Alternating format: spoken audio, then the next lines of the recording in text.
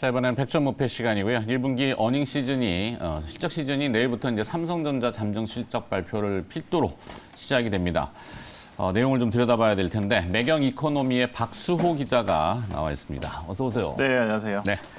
자, 1분기 실적 시즌 삼성전자 실적 안 좋을 거는 뭐 이미 다 알고 있고 깜짝 실적을 좀 호전되게 발표할 만한 기업들 리스트가 혹시 나온 게 있나요? 그러니까 저희도 뭐 우울한 소식만 들려드리긴 좀 그러니까 네. 그래서 좀 기쁜 소식을 먼저 들려드린다고 하면 네, 일단 FNF 금융정보업체 FN 가이드에서 3월 1일부터 3월 28일까지 1분기 영업이익 추정치가 상향 조정된 네. 그러니까 더 잘 나올 것이다 이렇게 본 상장 기업이 46개 이렇게 저희가 정리를 했습니다. 네. 그래서 매경 이코노미 이번에 소개를 했는데요.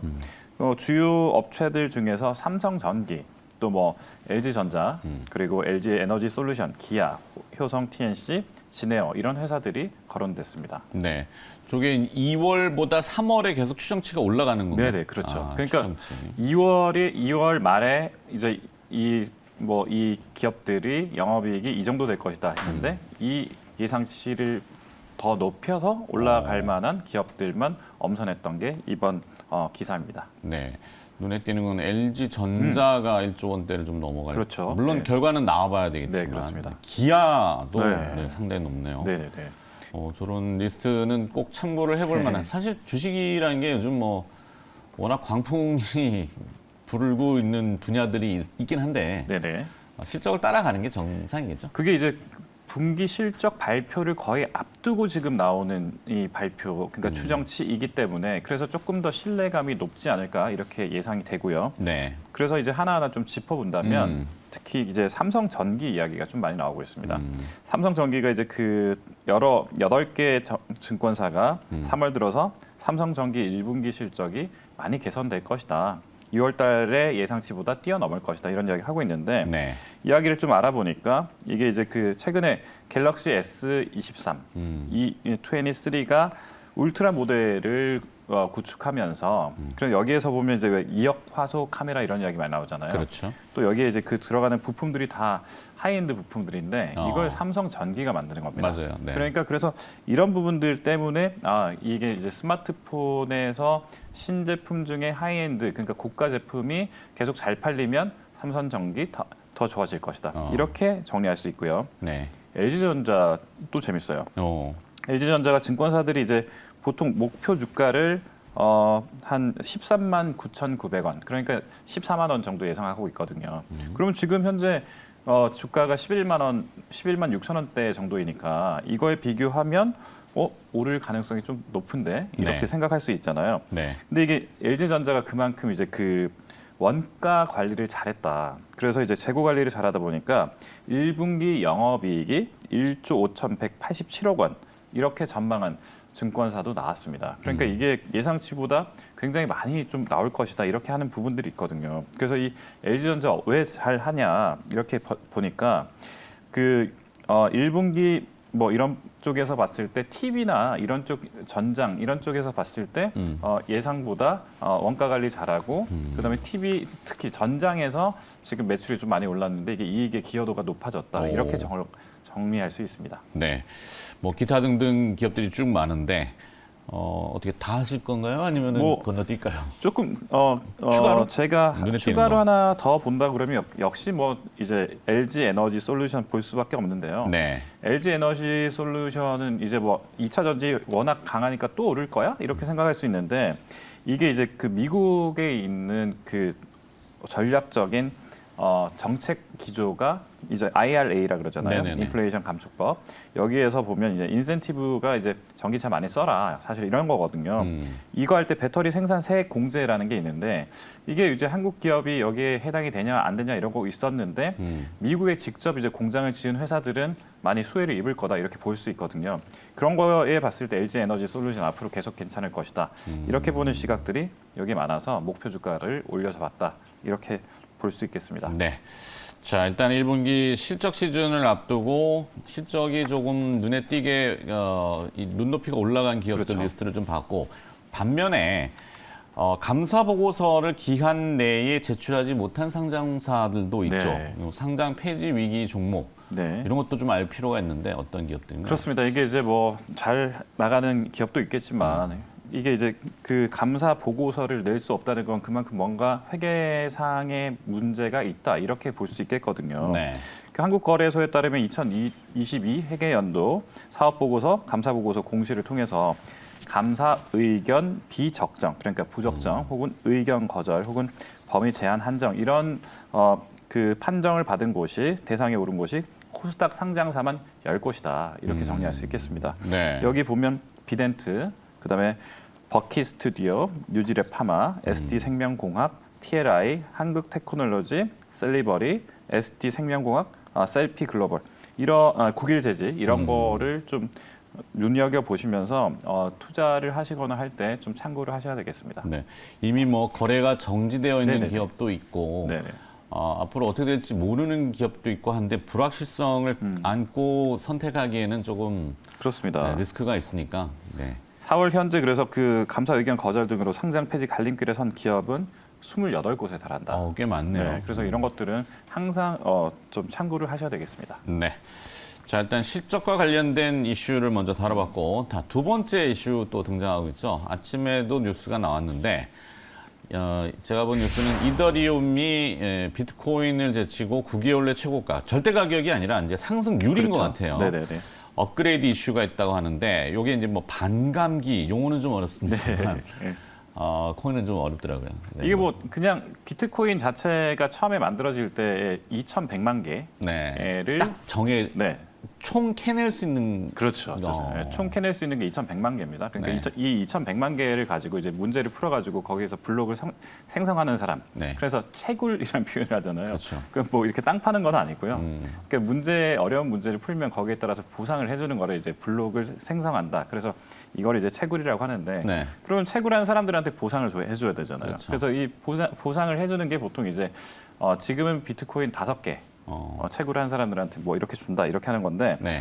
이거 그러니까 지금은 6.25개니까 6개 정도 되겠네요. 근데 이거를 이제 2024년 4월 정도가 되면 이제 3.125개. 그러니까 절반으로 뚝 떨어뜨리는 거예요. 그건 왜 그렇죠? 이렇게 문제가 더 어려워지는 거예요. 그렇죠. 문제를 더 어렵게 하면서 이제 그 2,100만 개를 빨리 소진시키지 않게 하기 위해서. 네, 이래서 채굴의 기간을 늘리게 하는 건데 이렇게 하면 이렇게 할 때마다 이제 채굴하는 사람들의 공은 더 들어가고 네. 거기에 따라서 그러면 수요가 부족해지니까 그러면 살려고 하는 사람이 많아지는데 수요가 부족해지면 가격이 오르겠구나. 이래서 반감기에 가까워지면 비트코인 가격이 오르는 경향이 있다.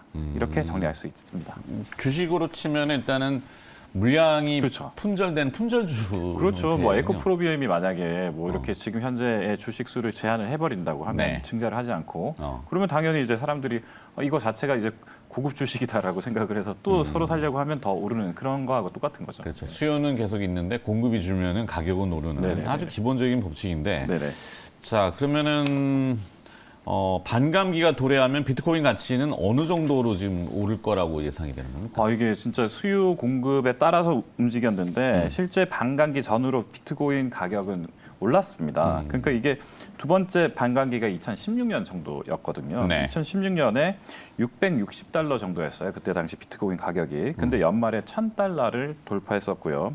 1년 뒤 2017년 7월에는 2570달러. 그러니까 계속해서 상승률이 그 랠리를 막 간다 이렇게 이야기를 하잖아요. 그래서 반감기가 오면 526일 동안 랠리가 지속되구나 뭐 이런 이야기 있었는데 2020년에 또 한 번 반감기가 왔습니다. 네.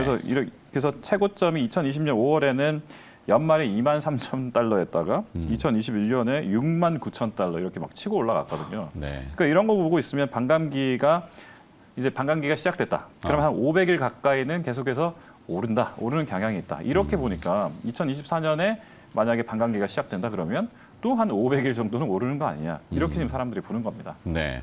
뭐 좋게만 얘기하는 사람들은 네. 없죠. 또 나쁘게 부정적으로 보시는 의견도 있던데 네. 오히려 반감기가 비트코인 가격에는 악영향을 줄 수 있다라는 그런 우려의 목소리도 있습니다. 이건 어떤 내용인가요? 이게 뭐 이제 학습 효과가 있는 거죠. 아. 그러니까 지난 두 번의 반감기에서 이제 반감기가 시작되면 500일 정도 오른다. 그러니까 지금 오히려 물건을 안 내놓는 거예요. 아, 그러다가 이제 반감기가 딱 시작되면 그때 틀어버릴 수도 사람들이 있구나. 고래라고 표현하는데 네. 많이 가진 분들을 이제 고래라고 하는데 이분들이 갑자기 그냥 물건을 내놓는 거예요. 어, 그러면 비트코인 가격이 오를 거라고 예상하고 사람들이 막 몰렸는데 왜 이러지? 오히려 막 비트코인이 많이 시장이 풀렸네? 이러면서 안 오를 수도 있겠구나라는 시각이 또 있습니다. 그래서 네. 비트코인 가격은 사실 수요 공급과 뭐 국제적인 뭐 상황과 뭐 거기에 따라 미국 금리, 국채 이런 것까지 다 포함해서 복합적으로 움직이기 때문에 그래서 꼭 반감기 하나만의 요소 가지고 오른다 내린다 판단할 수는 없을 것 같습니다. 네.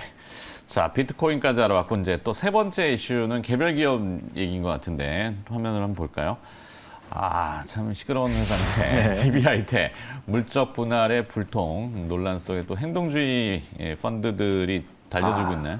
이게 이제 저희가 기사를 쓰거나 네. 방송을 하거나 하면 가장 많이 어쨌든 항의 글이 올라오거나 네. 전화가 오거나 하는 종목입니다. DB하이텍. 예. 회사는 너무 좋아요. 그렇죠. 예. 네.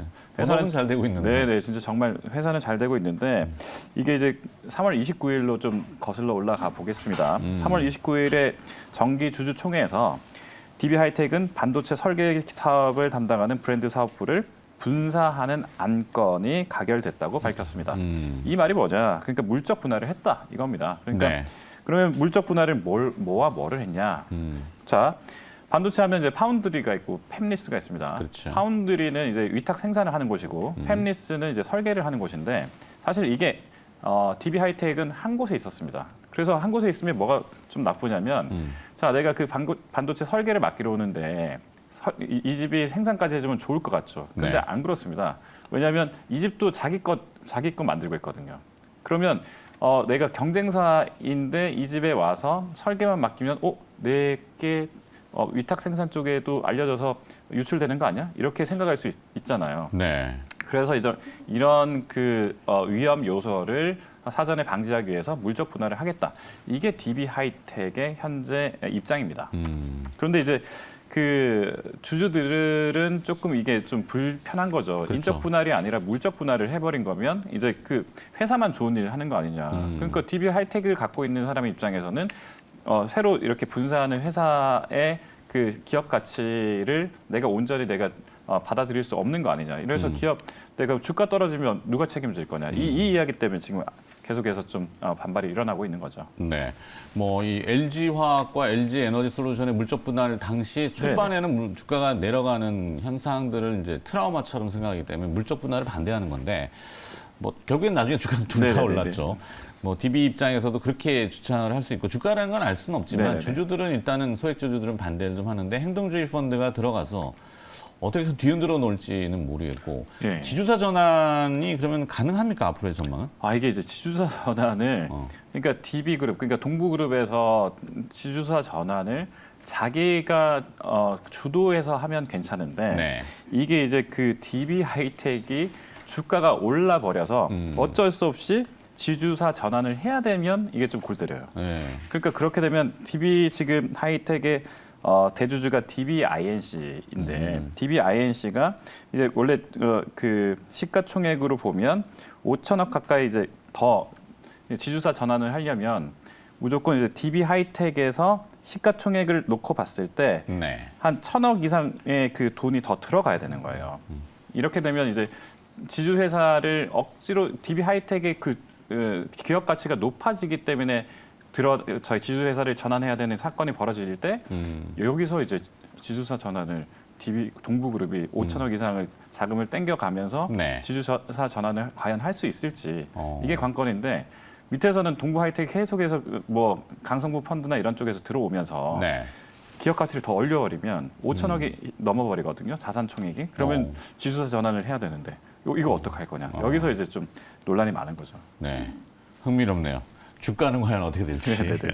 자, 몇 가지 이슈를 좀 쭉 들어봤습니다. 100점 호패였고요. 매경 이코노미의 박수호 기자가 수고를 해주셨습니다. 고맙습니다. 네, 고맙습니다.